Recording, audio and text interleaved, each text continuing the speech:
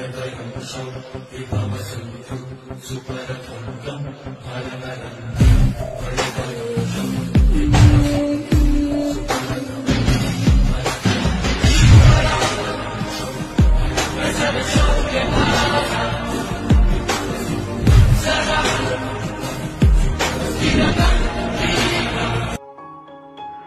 आम तालचेर अधिष्ठात्री देवी माँ हिंगुला पीठ बुलिबा एवं तांको महिमा विषय जानिबा। चलंतु बुलिबा। वर्तमान माँ को वार्षिक यात्रा चालुअछि। एही यात्रा चैत्र मास चतुर्दशी ठारू आरंभ होइथाए। यह 9 दिन पर्यंत चली थाए। माँ को पीठ को आसियाको हेले अनुगुल ठारू पाखापाखि 22 ରୁ 24 किलोमीटर रास्ता हेबो। एपटे तालचेर पटे आप आसबे जदि पाखापाखि 30 ରୁ 35 किलोमीटर तालचेर बस स्टाण्ड ठारू माँ को पीठ को कार जोगे बा बाइक जोगे आप आसीपारे।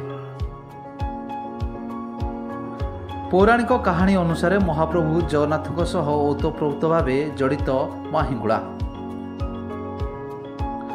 पुराण अनुसार महाप्रभुंकर 60 पौटी अभड़ा रोषेई पई माँ हिंगुला अग्नि प्रदान करिथांती। पुराण अनुसार माँ को जी भक्ति रे डाकी थाए माँ ता डाक शुणी था आउ ता मनस्कामना निश्चिंत पूरण करि थांती।